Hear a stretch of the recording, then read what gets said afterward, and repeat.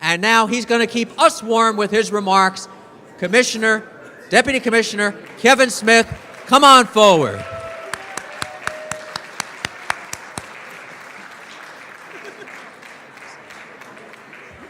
I'm really not sure how I feel about that introduction. Okay, thanks, Terry. I think, dear Lord, dear Lord. You fill space between now and dinner, Kevin.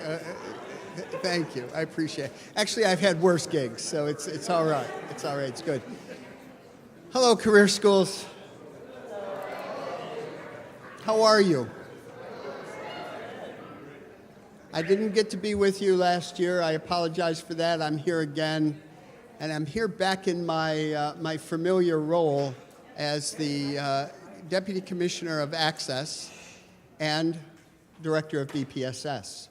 So I wasn't able to be with you last year. I apologize for that. I'm back again yeah. I had a bigger gig last year, and this year I'm back down on off Broadway. So no, I'm kidding. I have reacquainted myself with direct responsibilities for the Bureau of Proprietary Schools, which is a pleasure for me, but not always the best opportunity for BPSS. We were blessed with having Richard Rose as our director for about 3 years. Richard brought the things that I covet and want for you more than anything else. Clear communication, consistency of practice and policy. These are the things that when I arrived some 8 years ago, we just simply didn't have. And the confusion was palpable and understandable. And you just simply can't run an operation when folks don't know what the goalposts are and what the guidelines are. So we've worked very hard over the last few years to try to better establish, better communicate those, and we will continue to do that.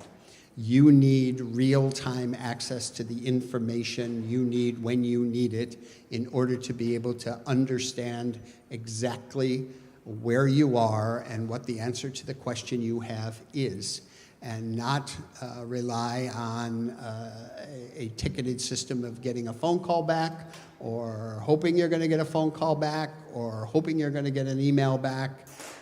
We work very hard to try to be responsive, but the volume of work and the capacity of the office simply overwhelms us at times. So there are things we can do. There are technologies we can put in place that will continue to improve upon your real-time access to information and answers to help you to continue to do your work, to stay within those guidelines and the goalposts, and to improve your practice.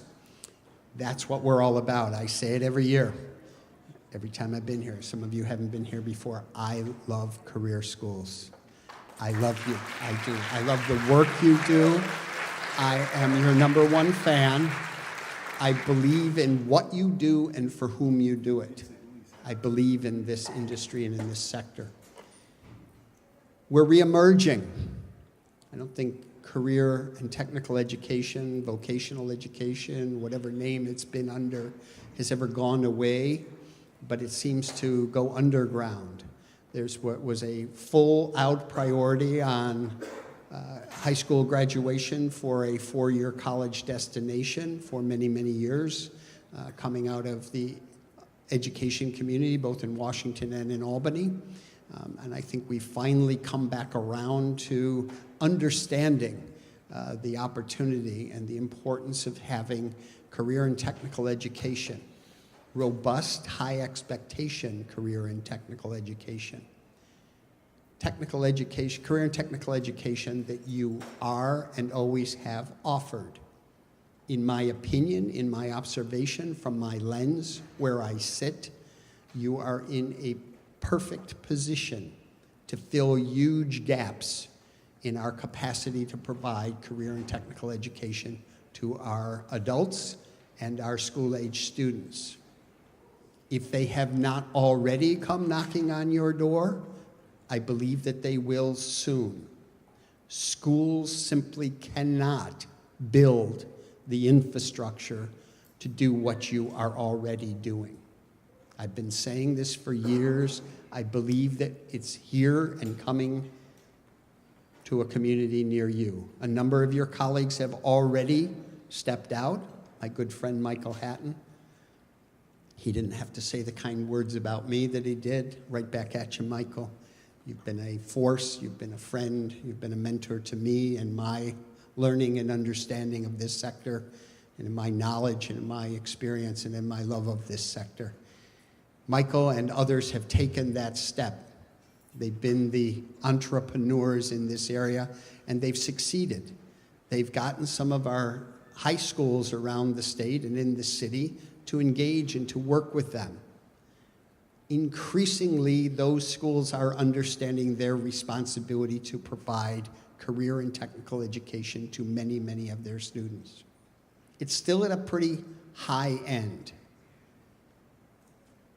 but it's coming to middle, and it's coming to multiple and other populations. They are in many cases already offering what you offer. But they need your help, they need your partnership, they need your coordination and your cooperation to continue to do it and to scale those services to other populations and to create a continuum. Anybody familiar with Aviation High School in Queens? A remarkable program. So there's a group that has said to us repeatedly at the New York State Education Department, we want to become a college.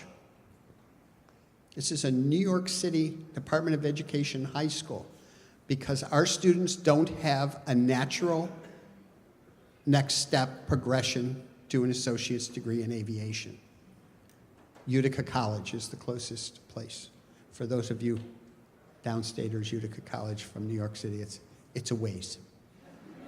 I'll be there Friday morning about 9 o'clock. I'll be driving through Utica. You are that continuum. How many students in our high schools could be doing preparatory work that leads naturally, appropriately, right into the programs that you are already offering? How many guidance counselors are aware of you as a post-secondary destination for their students? An appropriate, viable, valuable post-secondary destination for their high school students. Four-year liberal arts college or nothing? No more. It's here, it's coming, we're talking about it. Policymakers think they kind of sort of get it. They're talking CTE, they're talking apprenticeship, they're talking, you do it. You've been in the business of it. Be aggressive, get out there. Tell our school personnel in your local communities what you do and how you do it. Engage with them. Stick your toe in the water. Take some risks. There are people in this room who have already done it. Talk to them about how they did it. That's your pipeline. Those are your future program participants and students. They're there. Hundreds of them, they're there. My job in Access is not just proprietary schools. Oftentimes, people introduce me as Access VR. Access overarches vocational rehabilitation, BPSS, and adult education, including our high school equivalency operation. There is as I like to call it, the last frontier.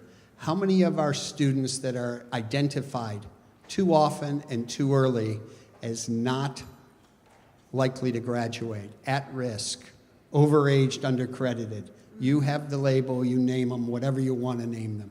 12 years old, 13 years old, 14 years old. They're already tagged. Kid, you're not going to make it. You're not going to make it. Not going to make it to what? To a high school graduation, to an on-time high school graduation, to get a high school diploma by the time they're 17, 18 years old. So then what? We give up? There's nothing more. We put you on a shelf for 2 or 3 or 4 years. And then we tell you, oh, and then you might be able to come back into one of our adult education programs after you turn 21. No more. We have to have a continuous, hardwired, connected relationship between all of our programs and those kids. School personnel across the state have to realize that those kids remain their kids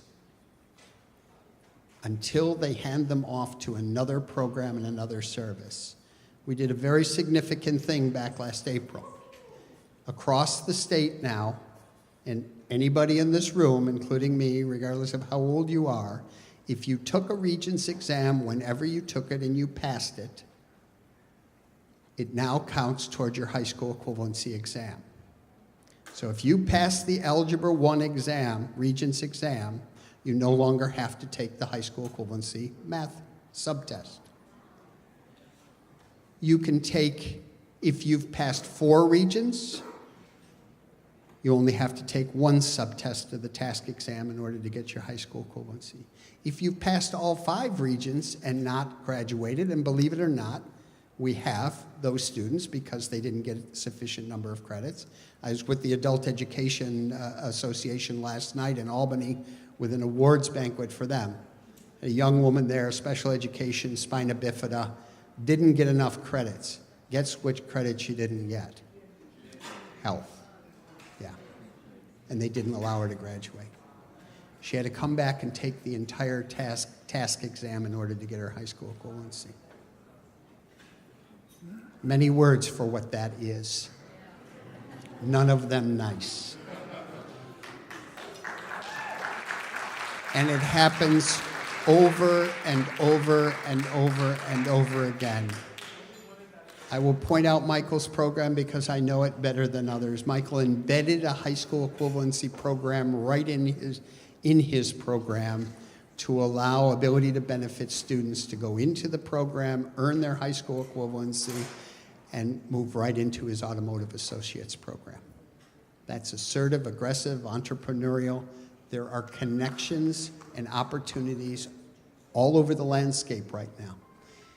The environment continues to shift for you, for us. 2 years ago, 3 years ago, we were worried, sick about gainful employment. And what was that going to do to us? And how were we going to cope with that? Now we've gone 180 degrees in the other direction, deregulation. There's a sweet spot in here somewhere. All post-secondary institutions need appropriate regulation, some regulation, appropriate, equal regulation. There's no reason to pick out publics as being different or better or not responsible to the regulations that you are responsible to. Student information and protection is our guiding light and principle. Our students need to know what they're paying for, what they're getting, and what the end result will be. We need to be clear. We need to be consistent. We need to have that agreement with them. And Michael said it best. Do good, do well, do right. If you do it, you won't have to listen to me. You won't have to listen to the poor people who work with and for me. We want to help you to succeed. Everything that I've done, everything that we've done in these past several years has been to try to instill customer service and consistency in the manner in which we operate. We slip. I know it. I hear the stories. I heard them today. I heard them trying to get up to my room in the elevator earlier. I get it. I get it. Change is hard. Culture change is the hardest. We've grown up in an industry that's had some difficult times and some bad actors. You're not them. We need to move on. We need to give ourselves some permission to move on. Sometimes I think we're our harshest critics. Let's stop criticizing ourselves. Let's do good. Let's do well. Let's do right. Let's engage. Let's walk proudly into the schools, the institutions of higher education, the degree-granting institutions that need us now more than ever. Business and industry that needs us now more than ever. Training a skilled pipeline of employees that go directly into a business that they increasingly desperately need. How many people know a business who can't get a skilled workforce? We've known this is coming for quite a little while. It's here. Businesses are desperate. Businesses are paying others to help to train and to provide skilled employees who are ready to come to work and who have the skills to be able to be productive and support their productivity. Be a part of it. You are a part of it. Hardwire yourselves. Knock on the doors, be proud of what you do, share what you do, and get it done. We will support you. We will offer you guidance. We will offer you technical assistance. You are not only our customers, you are our paying customers. We get that. We understand our relationship with you. Somebody's taping me. And there, I'm sure, will be on the web and YouTube and everywhere else, my words. And I'm sure some member of the Board of Regents will hear my words and probably ask me what the hell I was saying. I'm saying what I believe. I'm speaking the truth, and I'm also speaking the truth on their behalf. Commissioner Elia and the Board of Regents do understand the reinvention and readvent of career and technical education. They've not yet put two and two together. They've not yet associated you with the capacity that you bring to this table. But they're there. They're getting close. It's my job to bring them closer and to bring it home with you. So let's do it. Did I fill enough time? All right. Your hot dinner is coming. Look at that on cue. Thank you. However, we would be remiss if we didn't just take an opportunity to recognize Commissioner Smith with just a little token of our appreciation and thanks. Can I get a hat? You did. You remember, I have the video proof. It was at Honors, no, not Honors, it was at Honors Haven in 2000, it was the year of the snow. It was the year of the snow, remember? Appropriate, exactly. You know, one thing I have to say also, and then we'll get our dinners out here as they're coming out. Commissioner Smith is personally responsible, you should know. Today, we had Richard Cohn, the head of investigations, and his team. Tomorrow, Thomas Reimer is going to be here. Tomorrow, Ruth Singer and 4 of her field associates from the New York City office will be here. One of the attorneys from the office has been here. They're involved. They're with us. That wouldn't be happening if Deputy Commissioner Smith didn't say, reach out, get involved, and participate with the coalition on this event. For that, we thank you, Commissioner Smith. It has made this event that much more worthwhile.